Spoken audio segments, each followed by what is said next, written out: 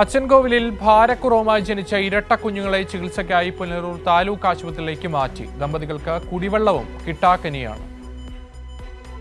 പരാതിയെ തുടർന്ന് എന്തായാലും ഇപ്പോൾ നടപടികൾ ഏതാണ്ടൊക്കെ ആരംഭിച്ചിട്ടുണ്ട്.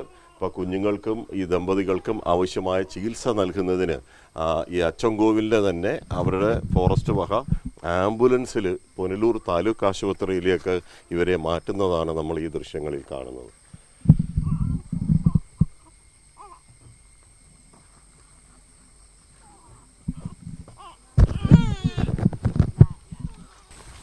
ഹോസ്പിറ്റലില് അല്ലേ എന്തെങ്കിലും ആരോഗ്യ പ്രശ്നങ്ങളുണ്ടോ അഞ്ജുവിനും സുനിലിനും കുഞ്ഞുങ്ങൾക്കും? കുഞ്ഞുങ്ങൾക്ക് വളർച്ചക്കുറവ്, അതുകൊണ്ട് ഹോസ്പിറ്റലിൽ പോയി ടെസ്റ്റുകളുണ്ട്. അതിന്റെ നിലവിൽ മരുന്നൊക്കെ ഉണ്ടല്ലോ.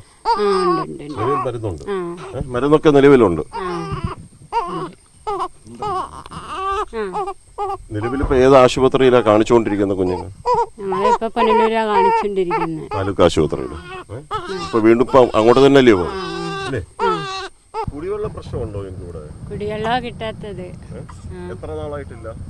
2-3 ദിവസം കൊണ്ട് കിട്ടുന്നില്ല. പറഞ്ഞോ മെമ്പറോടൊക്കെ പരാതി? മെമ്പറിനോട് പറഞ്ഞായിരുന്നു, അപ്പൊ നോക്കാന്ന് പറഞ്ഞ് എന്തായിന്നറിയത്തില്ല. കിണറുണ്ടോ? ഇല്ല, കിണറില്ല.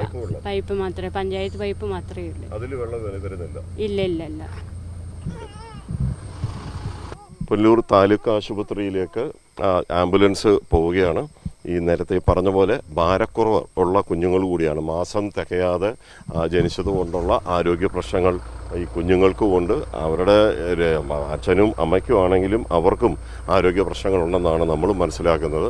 എന്തായാലും വിദഗ്ധ ചികിത്സ അവർക്ക് ലഭിക്കട്ടെ എന്നുള്ളത് മാത്രമേ നമുക്ക് ഇപ്പോൾ പറയാനുള്ളൂ. അച്ചൻകോവിലിൽ നിന്ന് ക്യാമറമാൻ രാഹുൽ ചന്ദ്രനൊപ്പം രാജ്കുമാർ.